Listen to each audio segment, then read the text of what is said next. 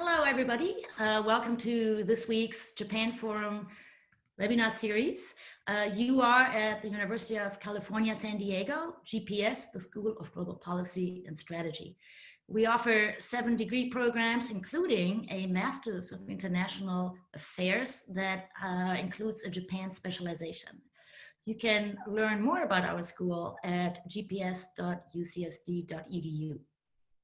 I'm Ulrike Schaede, and I'm professor of Japanese business and the director of the Japan Forum for Innovation and Technology, jfit. You can read more about jfit at jfit.ucsd.edu. Our webinar series started about 6 weeks ago, and we're doing it weekly now. You can see past and future webinars also on our website, and read up on my blog, thejapanologist.com. Before I lose your attention, let me point out that next week we are shifting gears a little bit and talking about religion.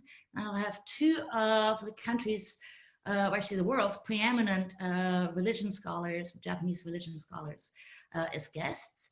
This will be followed by culture and crisis, and why Japan's tight culture may help understand COVID responses, followed by a conversation with Peter Gurevich on corporate governance on June 30th. We'll then turn to gender, and on the occasion of the postponed Olympics in July, we will discuss the Tokyo Olympics. Please join us for these upcoming events. Today, we are talking trade, and trade is, of course, in many ways what keeps the world together. And right now, the news are a lot about decoupling and decline and all kinds of negative words. So let's turn to 2 of the country's preeminent trade scholars. And I'll stop here and introduce them so that you can see them. I am very excited to have with me today Christina Davis, who is a professor at the Department of Government at Harvard University. She's also the director of the program on US-Japan relations at Harvard and the co-editor of the Japanese journal Political Science.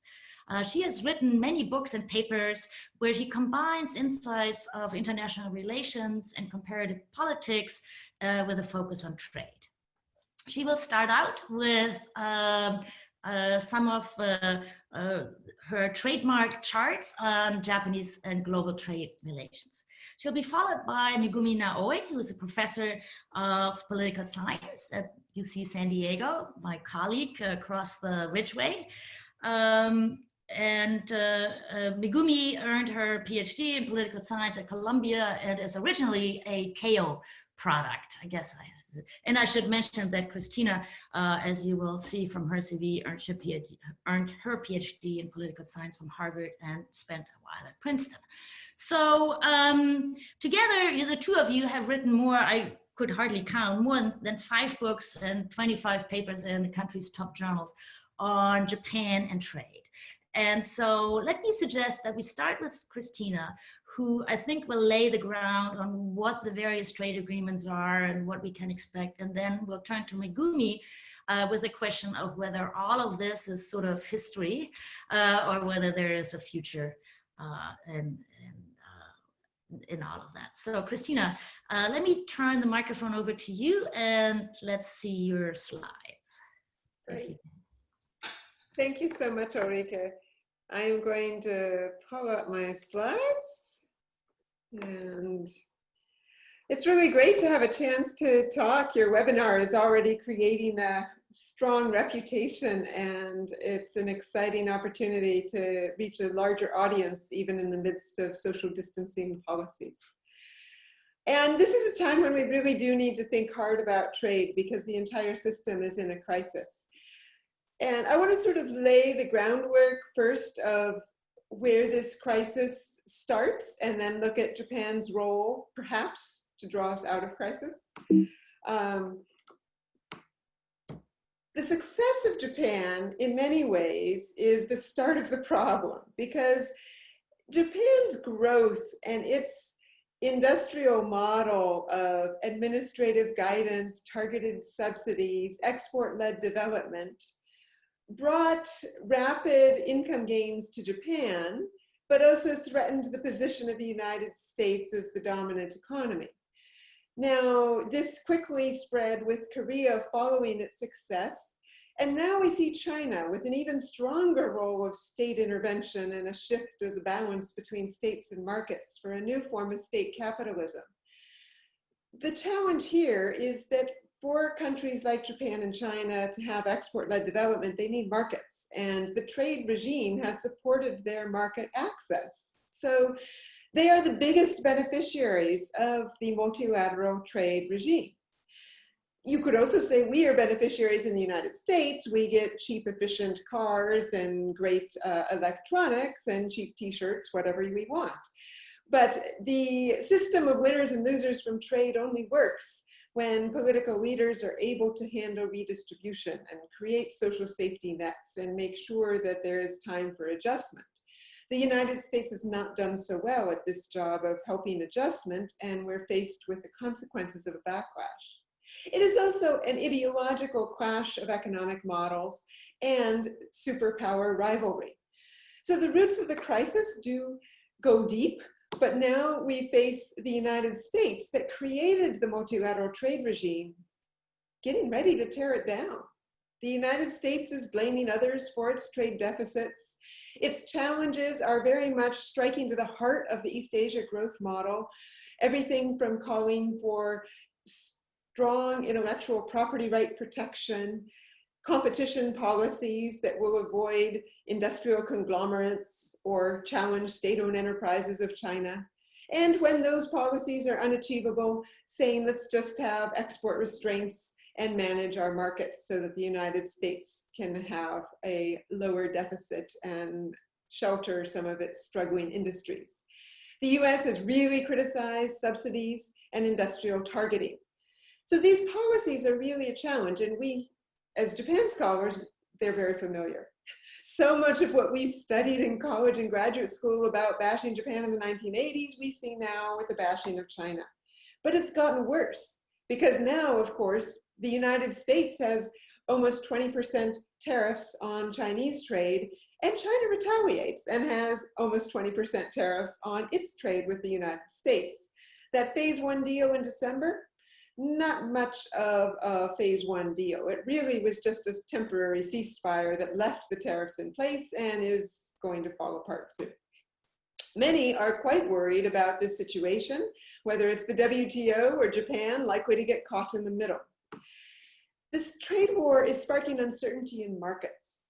So several innovative, that's not me and the Davis, Baker, Bloom, and Davis are a group of economists who've been going through all the financial papers to look at how financial news coverage of uncertainty increases around certain events.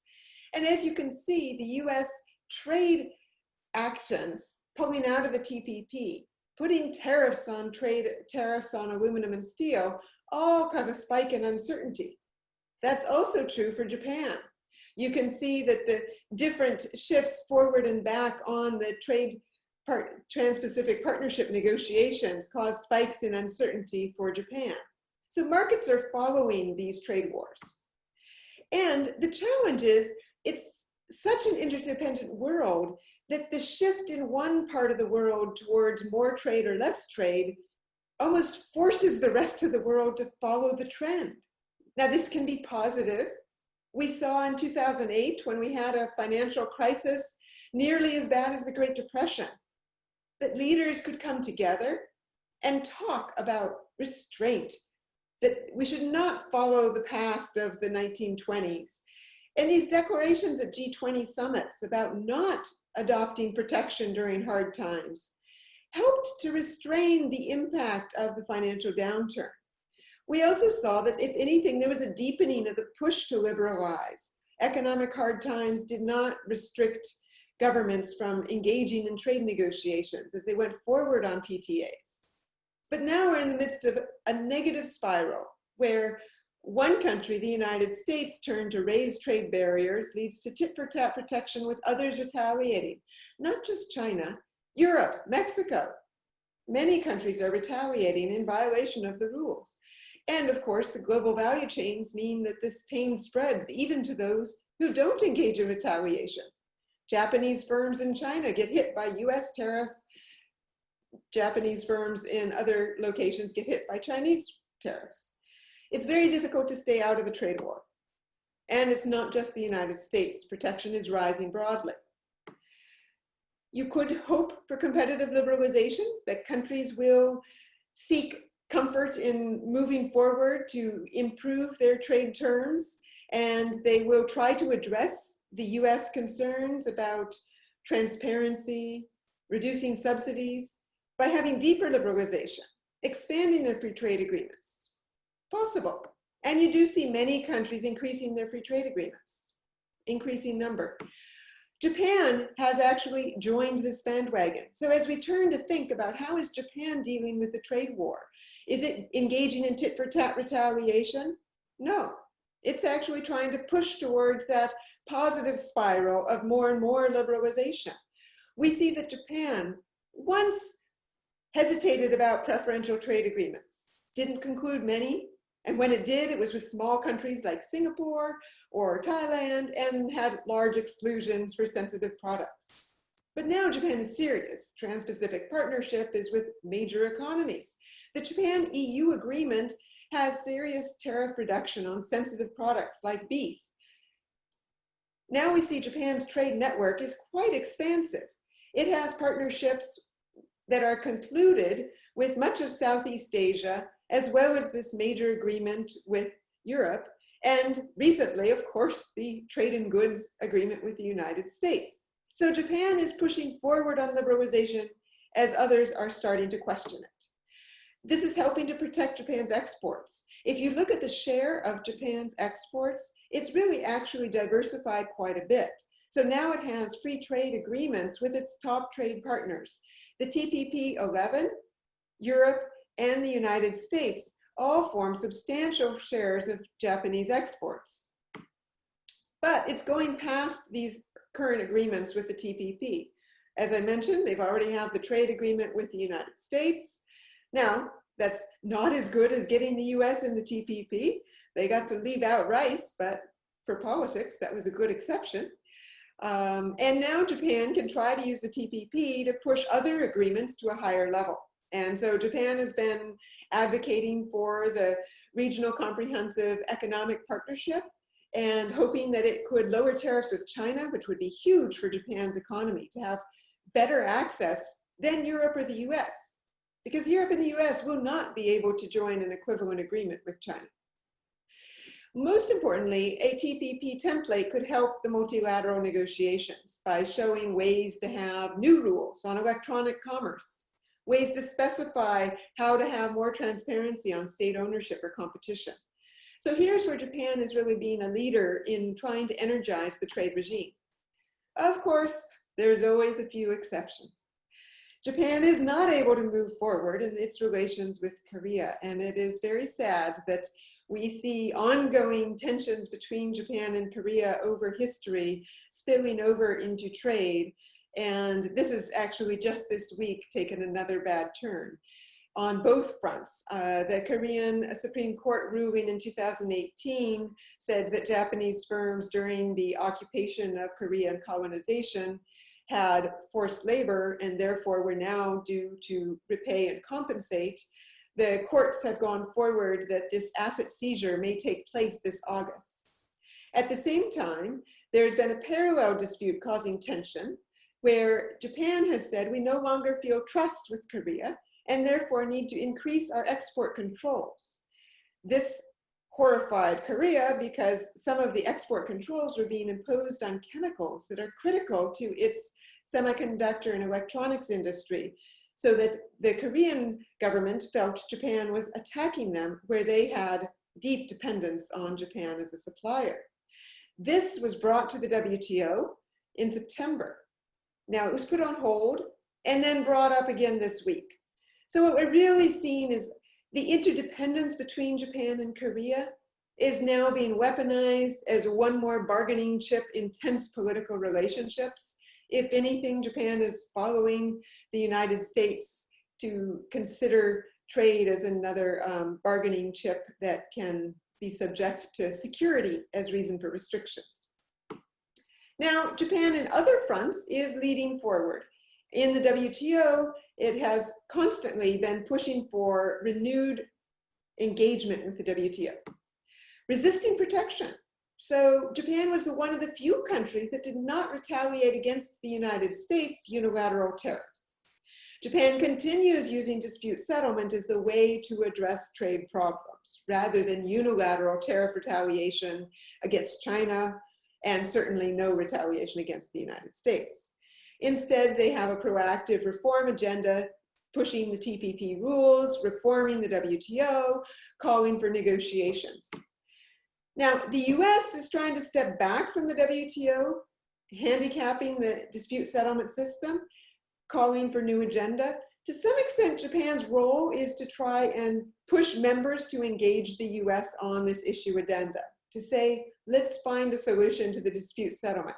How do you make rules to solve disputes together instead of unilateral trade war? What are the problems in the trade agenda that could move a negotiation forward? Digital trade, state ownership subsidies. I'm going to go forward because I think I'm getting over my time, but we do see that Japan is engaging in enforcement by law. Interesting is the US is also engaging in enforcement by law. So even as the United States attacks an unfair court that rules against the United States, truth is the US files complaints and almost always wins. The WTO budget contributions, the United States administration of Trump has been criticizing that China is not paying enough. But you can see here, China has increasingly been paying a larger share of WTO contributions. Japan is a big supporter of the WTO, paying a little less. But that's just because there's a straight formula. Your payment to the WTO is a function of your share of trade. There you go, same map. This time it's your share of world trade. Japan is a lower share of world trade, so as much as they love the WTO, they are not as big of a player. China is an increasing share of world trade, and so the real challenge for the WTO is how do you get the United States and China to resolve their trade negotiation problem? And the question is, can Prime Minister Abe use his little whisper over the golf course to persuade President Trump to step back from a trade war? It's going to be difficult because, frankly, the United States looks at Made in China 2025 and sees a call to war. Japan says, well, they seem to have followed our lessons really well. China's leading global economic growth has high R&D, a lot of patents. Maybe we need Japanese firms to continue to invest. Yes, Japan is also trying to diversify, but it has not tried to stoke a trade war with China with criticism. The response of the US trade war versus Japan trying to encircle TPP gives Japan options to trade outside of China. The EU agreement gives Japan options outside of China. Strengthening relations with the United States through a trade agreement. All of these efforts are ways to diversify from China, but at the same time, Japan reaches the hand out and says, let's try and make a new agreement that includes Japan, China, Korea, in the RCEP as a path for a better trade regime in East Asia. So overall, Japan's policy options are engagement to try and liberalize, at home, staying with its own formula to have generous compensation for those who lose. Every step forward to liberalize is met with a step to compensate farmers and weak industries. Japan has open regionalism. This week, the Chinese Premier Li said that China might want to join the TPP. I'm not sure if it'll happen, but officially Japan's policy has been to welcome others, reaching out now to bring Thailand, hoping that Korea could join as well. This might be a better solution for the Japan-Korea trade problems. Containment is still an option, and this is where Japan is in many ways hedging. While open to China, they are continuing to strengthen ties with the United States. And there are some concerns about economic interdependence with China. So we saw that stimulus bill in Japan include $2 billion to help Japanese companies that want to diversify out of China. So Japan is hedging. Their agenda is largely the same as the United States. And so Japan's trade policy for 2020 is to push for investment liberalization. And they're completely on board with the US and Europe.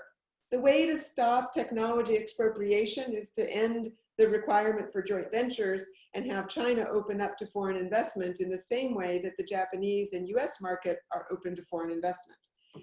Digital governance is a key push for the Abe administration. As the year of the G20 leadership, he put forward data free flow with trust, which calls for opposition to data localization and keeps the United States and Japan on the same place for digital trade governance as the new agenda for multilateral trade.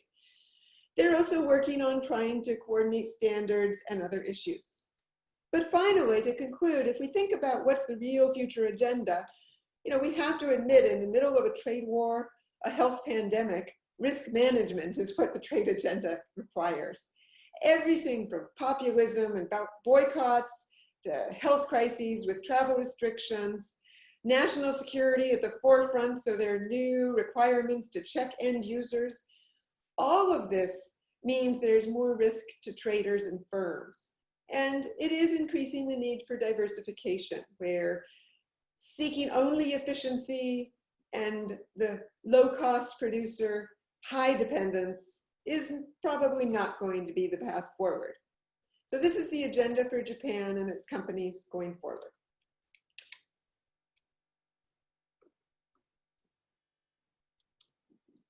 Thank you very much, Christina. That was great. A tour de force through 26 slides in 15 minutes. And that was outstanding. Some people have already asked whether the slides can be made available, but let me just point out that yes, you can watch a taped version of this video on our website. That might be a best way to access this information.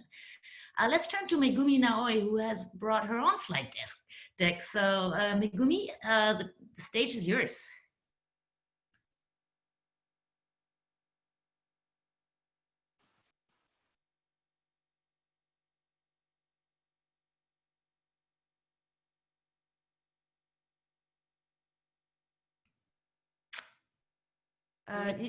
Okay. There you go. Great. Thank you for having me. So I'm going to start with a quote. It doesn't move. Okay, here. So economist Carmen Reinhardt, who's an incoming chief economist at the World Bank, says this pandemic, COVID pandemic, is last nail in globalization's coffin. So this talk today, I'm going to explore whether this is going to be true. And of course, it involves crystal balls, but mostly based on my book project, looking at the 2007 to 2009 global recession and how government stimulus program led to polarization among voters and rise of right-wing protectionist voters in the United States and the lack thereof in Japan. So today's talk would explore the statement of Professor Reinhardt, with COVID-19 recession be a last nail in globalization coffin. My short answer is no for trade and maybe yes for immigration. And to reach my answer, I divide my talk into two sections. One is to compare political responses to the Great Recession with the political responses to the current COVID-19 recession in the United States and Japan.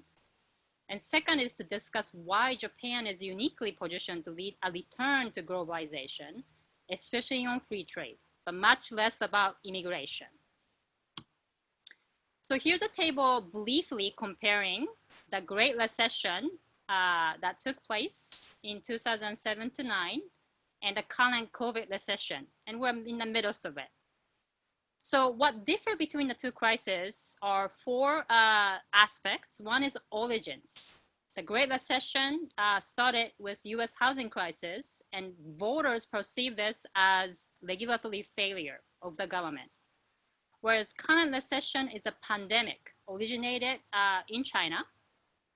And the transmission mechanism of this recession differ also.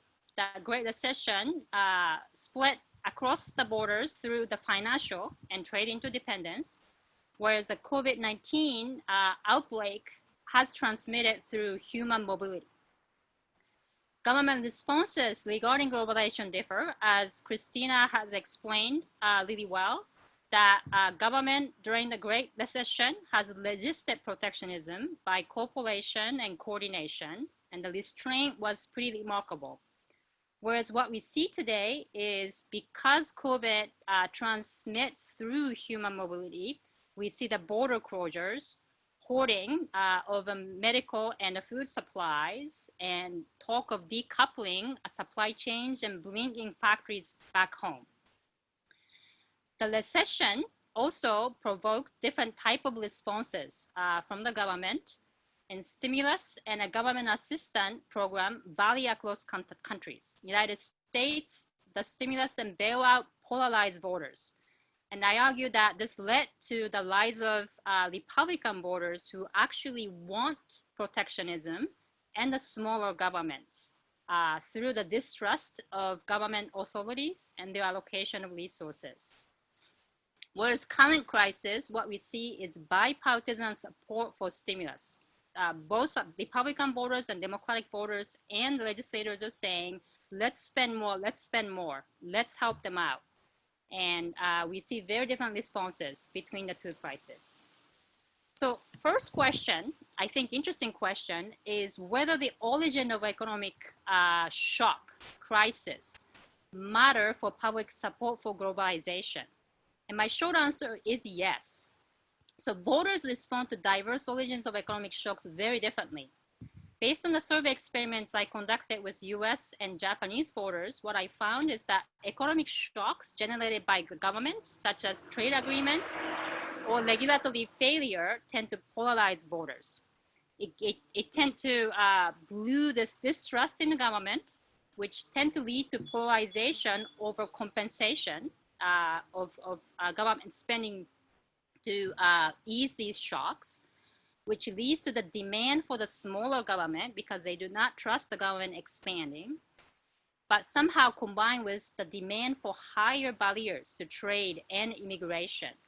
And this, you see the origin of this in the Tea Party movement, which eventually gave a rise to Trump election in 2016.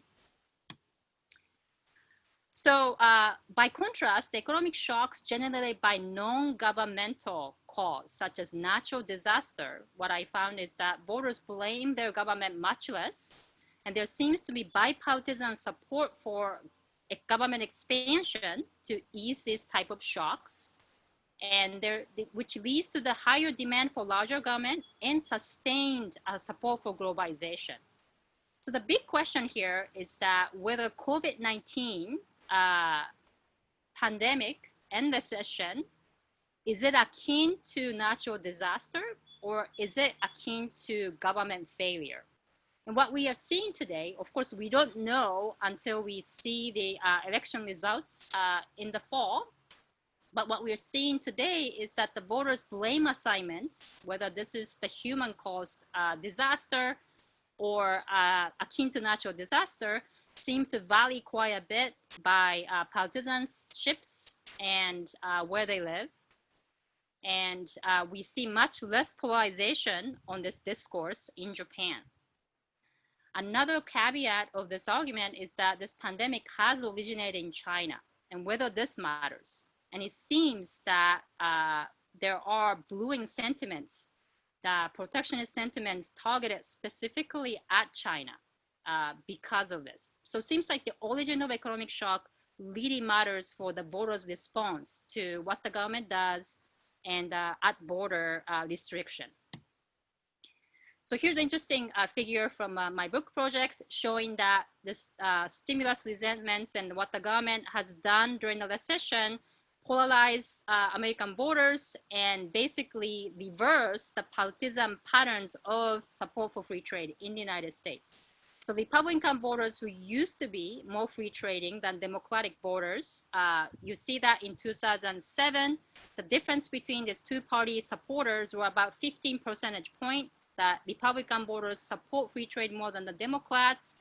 2008 economic shock hit the country and everybody decreased their support for free trade. What's interesting is 2009, when Democratic voters, listening to President Obama advocating for the restraints and the support for free trade, and he introduced TPP as well, increasing dramatically between 2008 and 2009, whereas Republican voters stagnated in their support for free trade. And I argue that this is due to how they evaluate the effectiveness of stimulus distributed throughout the country, and this resentment that they didn't get what they needed, leading to section of Republican voters supporting protectionism and supporting a smaller government. Kind of paradoxical combination of these policy preferences. So based on this study, I argued that Japan can be a leader of this return to globalization. So I list the 5 reasons why I think so. And this is, of course, based on what I've seen in the 2007 and 9 recession, but I am focused in the future, and I'm not a crystal ball expert. The first point is that, surprisingly, there's a low COVID-19 death toll. It's still under 1,000. And there are a lot of arguments about why this is the case. Ulrike has made a great one.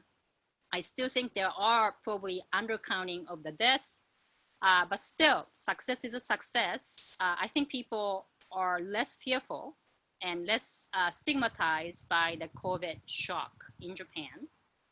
The second point is that it seems that Japanese people love their jobs. That business must go on approach was prevalent. They didn't shut down the factories. Everybody else has shut down, and they keep working despite the stay-at-home order. And there's definitely a pragmatism about China, which I'm going to talk about more. The third is well known, if you know Japan, top-heavy demographic. Nearly 30% of people are over the age 65. Free trade is a necessity. We need a lower cost of food, lower cost of goods, more wine, more beef. Absolutely good idea. The fourth is restrictive immigration. So in the study of globalization, trade, migration, and offshoring are substitutive policy instruments, meaning that if you're going to restrict immigration, you have to take your factories somewhere and you have to trade. Otherwise, you're not getting this competitive advantage. So because Japan has restricted migration, offshoring and free trade is necessity for Japan to survive. The fifth, which I think is very interesting, is that all these right-wing populist movements that we've seen in Europe and the United States, I see a very scant sign of this, the rise of extreme right parties and borders in Japan. I'm going to explain why this is a case. So pragmatism about China. This is recent surveys, firm-level surveys done by institutions about Japanese businesses. So first of all, 43% of Japanese business offices abroad are in China, 11% in the United States. So you see a lot more engagement with Chinese economy, just counting the number of firms and offices in China than the United States. And the majority of Japanese businesses in China reported supply chain problems during the COVID. Yet only 3.9% of Japanese firms consider withdrawing from China. 7.6% consider moving ahead with new freezing or stopping with a new investment in China. So the rest of it basically said, I think we're going to stay put. And what's interesting here is that US companies, so Chamber of Commerce in Shanghai has done similar type of surveys with US companies in China, and they obtained a similar result. 70%, despite these trade wars and the tariffs that the Trump is imposing, 70% said they are staying. 44% says decoupling with China is impossible. This number has gone down. A couple of years ago, it used to be 66%. So there is a gap, there is a drop, but still looks like half of the companies already invest in China said they're gonna stay put. Decoupling is impossible. So I see the optimism here when it comes to trade. It seems like the companies are not buying the discourse that we've been subjected to through media. How about Japanese voters? I see the pragmatism here. So here's a recent opinion poll by NHK. Which country should Japan prioritize, US or China? 54% people said both. Of course, a lot more people said the United States. And China, I think the number has dropped significantly because of the pandemic and other movements, but still majority people support that we should prioritize both countries. So how about Japanese government? they've been pretty low profile in bashing China. And this is a case even before COVID. You see rarely, if you go through the diet deliberations in Japanese parliament, Japanese politicians criticizing China. Very few. Whereas US Congress, all over the place. So very low profile. And Japanese government has legislated this new subsidy program, about 240 billion yen, to diversify supply chains. So it basically encourage companies return to Japan, diversify out of China. But yet, my guess would be that I don't know how many Japanese companies would take up this program and return. So labor cost is high, and there's a labor shortage in Japan because not many people are having kids. Proximity to largest and dynamic market in the world, China, do they give up, right? The proximity to market is one of the important reasons why these companies from US and Japan are in China. And seems that the firm level survey done in the middle of the COVID crisis suggests that they are intent to stay. The final point is about the scant sign of the rise of extreme right in Japan. So of course, what's helping this restraint is the restrictive immigration and labor market discrimination by Japanese companies. So basically, these have shielded workers from labor market competition with immigrants and foreign workers. The LDP is really interesting. They are culturally more conservative. If you ask any questions about the gender, human rights, foreign residents, whether they should be voting, what kind of education we should be providing, all these things turn out LDP is very, very conservative.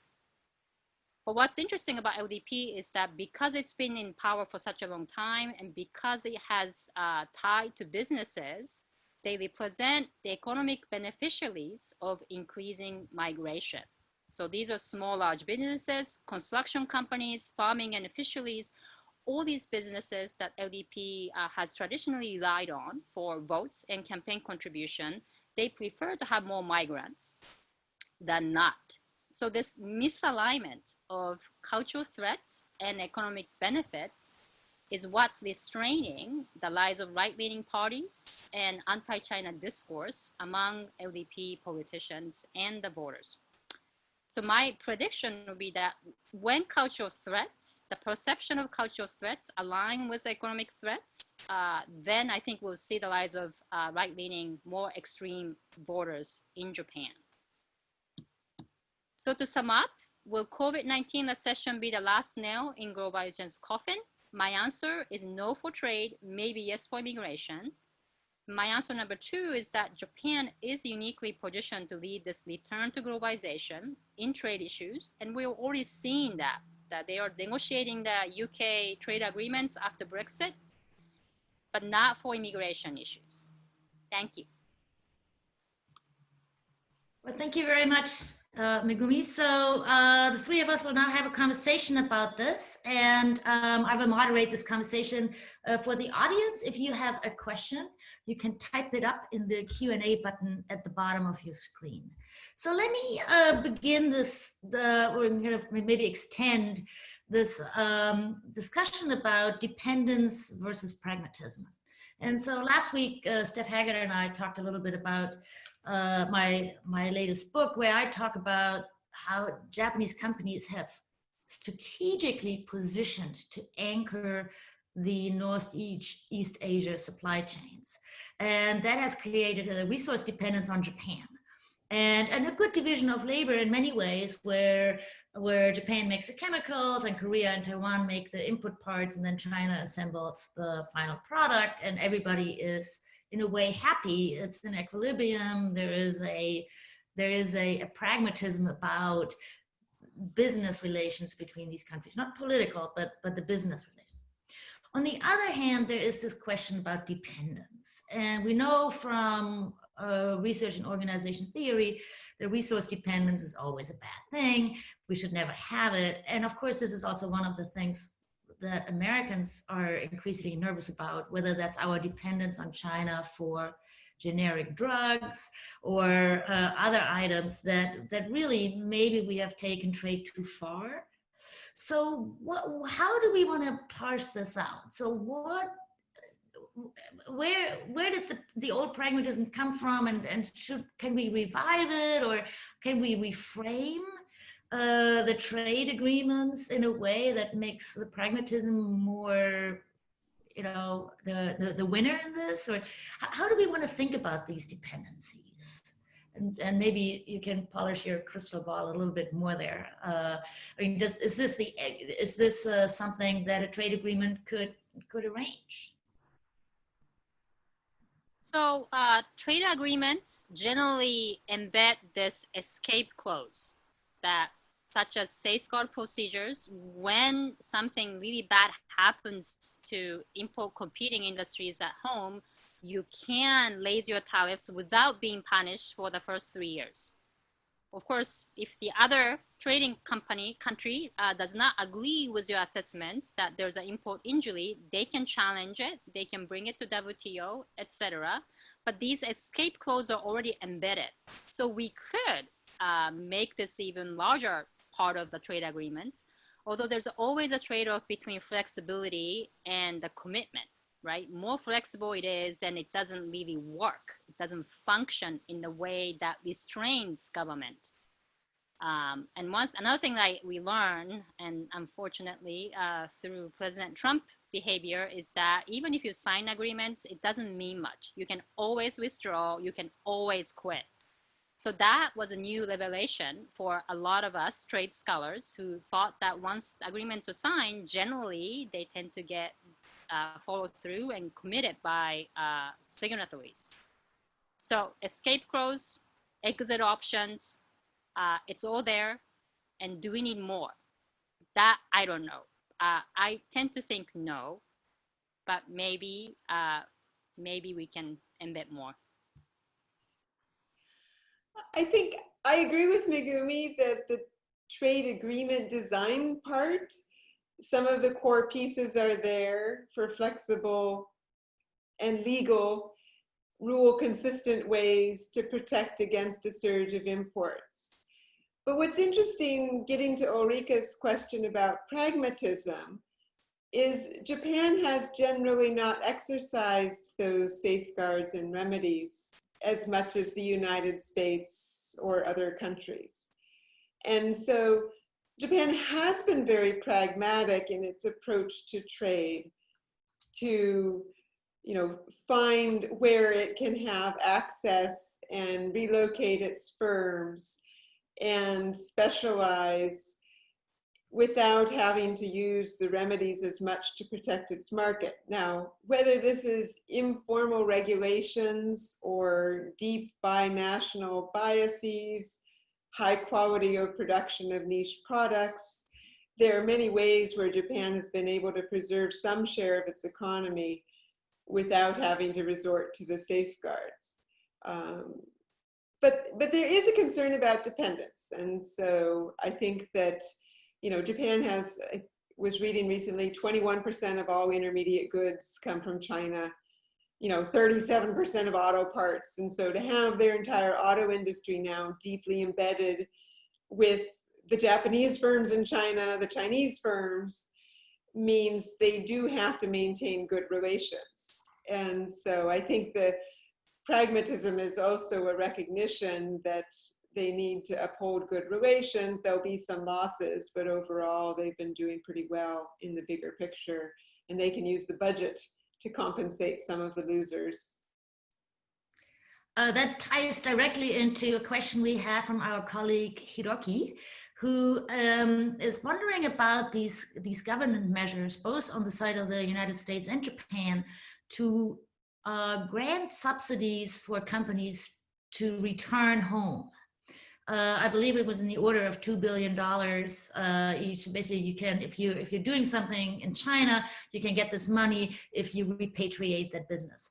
What Hiroki is asking is, given that what you just said, to your point, Christina, given that the decoupling with China is effectively impossible, what would be the strategy in the situation? Would it be the best strategy for Japanese firms to to open a new establishment in Japan, take the money and still keep the business in China? Or would that be cheating? Or how do we wrap our heads around this government policies to incentivize companies to do something that actually does not make business sense for them? Well, if there's a China plus one strategy, then you're right. They'll continue to have some part of their investment in China. Whether they could collect on this by bringing back one part of the factory, I don't know how flexible the policy is. My guess is there are some firms that are no longer making a profit in China that will use it as part of an exit strategy. There are other big firms like Honda that are going to continue to profit from having business investment in China, and they will manage risk by adding more factories in additional places so they have extra supply chain of all parts and won't be as vulnerable to a shutdown. So I think it depends on the firm whether they can take that advantage of those subsidies to return to Japan. Yeah, I guess from a business strategy perspective, the way we would answer that question is that if insofar as the companies in China to sell stuff to Chinese consumers, of course it will stay there. If it is in China to make a part that is then shipped somewhere else, it might be in fact attractive to diversify the production base a little bit and maybe take some portion of that and open a new production site in Thailand or Vietnam or somewhere else in Southeast Asia. Where I believe the subsidy would also apply. So I think it is from a business perspective, it also has to do with what their goals are. Megumi, you want to chime in here? Or do you have more thoughts on this? So the subsidy program, when I look into it, majority is set aside for return home companies and not the diversification to other Southeast Asia countries. But of course, these bureaucratic demarcation might not matter at all. Eventually, maybe companies will be using this subsidy program to diversify outside of Japan as opposed to coming home. But another thing that I was talking to Satoshi Koibuchi, economist in Japan, and what he was saying is that majority of small, medium-sized manufacturing companies have CEOs who are thinking about retiring. So these people, it's potentially attractive to take this money and withdraw from China. So the age of CEO might be one of the factors for uptake in this subsidy program that the Japanese government has. It doesn't solve the problem of diversification of supply chains, but it does solve withdrawing from China. So Ben has a question that wants to dig a little bit deeper into your connection between immigration and trade protectionism. So Japan has a labor shortage. So somehow, and there's much more immigration now than there was just 2 years ago. And so while the absolute numbers are low, the increase rates are actually quite high. But so what is the connection again between immigration and trade protectionism? And can you talk a little bit more about whether Japan cannot have immigrants and be a global place? So the problem here is that if you want to lower the cost of production, there are three options. You can have immigrants come into Japan because we have a labor shortage and the young people are not having kids. We can welcome these workers. That's one option.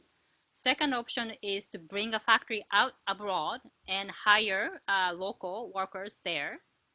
And the third is to engage in free trade. You have a contract with other companies who make stuff and import.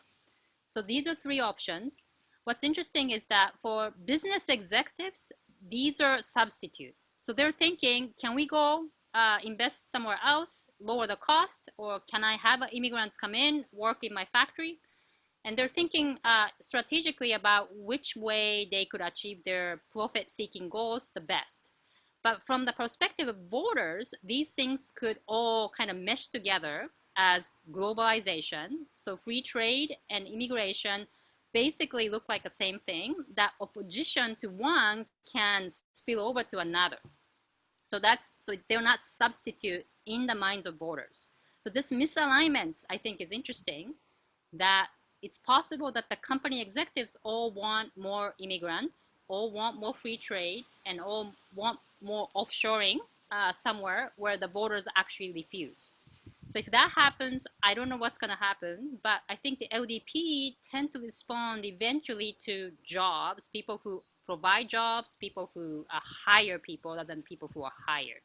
So that would be my guess.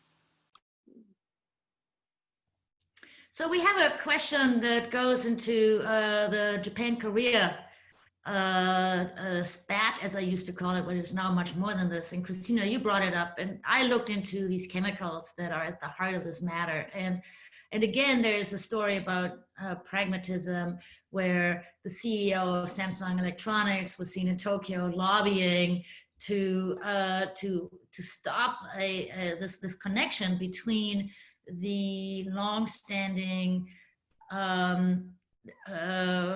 discussions about history and responsibility and the contemporary need to trade and work together. And the South Korean economy, the electronics industry in particular, is quite dependent on Japanese input parts and production machinery.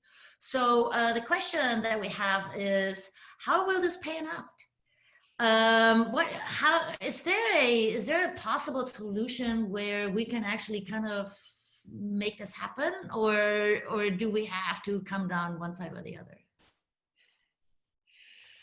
Yeah, this is a really sensitive issue, and so I would not want to recommend how they should solve such a delicate problem, and I could not forecast. But since this is an excellent question, I'll make a few comments for thinking about possible solutions. The Korean court case is really a challenge because, as we believe in democracy, we believe in independent courts. And so it's very difficult to go against an independent court ruling. And so thinking, how can you respect the serious grievance of the people and the judicial process of Korea, while still recognizing that for Japanese investors, they cannot continually be worried about being held hostage to past actions. And so I do think here there needs to be some government solution that reaches a resolution where the Korean legislature will pass legislation to make it clear that maybe this one court case could be resolved, but new legislation would make it clear there will not be another 100 cases filed.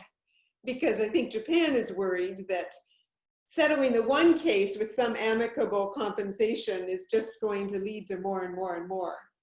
And so the solution requires some form of recognizing an independent court serious grievance while offering some protection to investors, because they can never take back all of the harm and damage that was done in the past.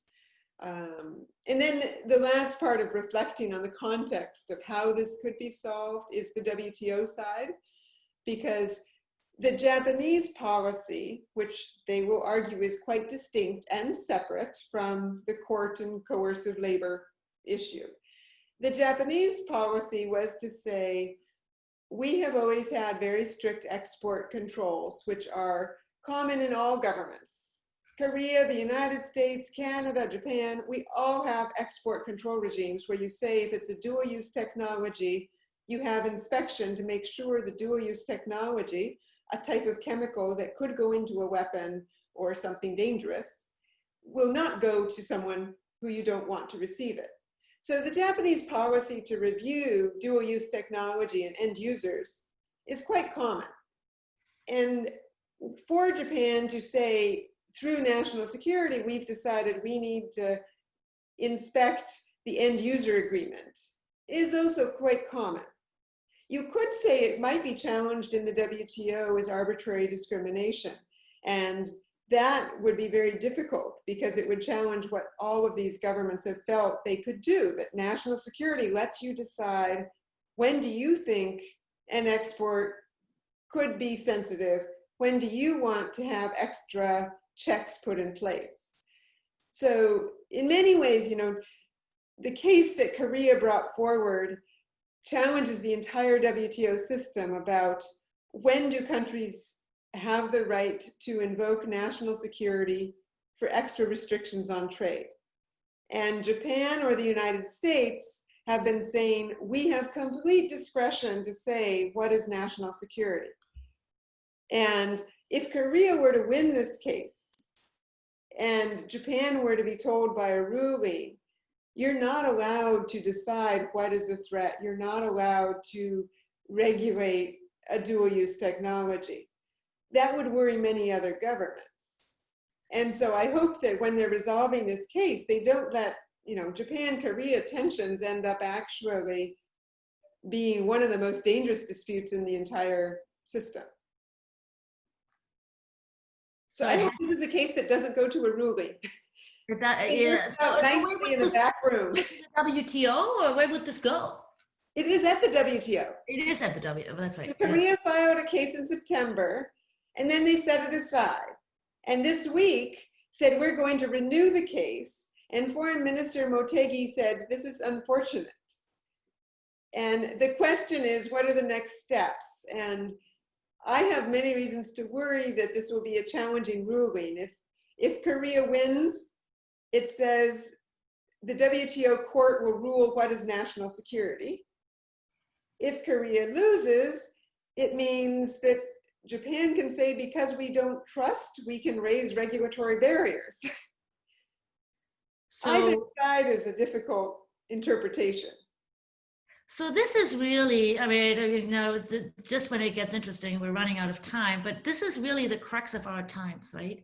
That even where we need trade and we need these agreements and we need mechanisms to figure this out, there are all these possibilities that domestic voters and polarization and fears and, you know, the sort of a concern about globalization undermines these processes that we actually put in place. And so so I don't know how we can close this discussion. We probably need to look into our crystal ball a little bit more. But what I'd like to suggest is that the both of you come back in a few months and we continue this conversation, because it really is something that is evolving as we go, and it will be very important how these decisions are made going forward. And I agree with you, Christina. The Japan-Korea spat, as I called it, now I regret that word, it's much more than that, could actually be one of those moments where things really get dicey. And so that's a concern. So with that, we are unfortunately out of time. Thank you very much both for joining me today. This is a great conversation. There's much more to do and to talk about. And so hopefully you will come back. Let me just make sure I can fast forward here. So to the audience, thank you for joining us today. And this, just to remind you, is our upcoming schedule. Next week, I'll have Erica Buffelli from the University of Manchester in the United Kingdom, and Levi McLaughlin, who is a professor of philosophy and religious studies. And we will discuss to what extent Buddhism, Shintoism, and some of the new religions in Japan offer support and guidance in times of crisis, and how that would be different and pan out different for people, whether that's voters or people as executives or global citizens. So thank you very much. And with that, have a wonderful evening. Stay safe and stay well.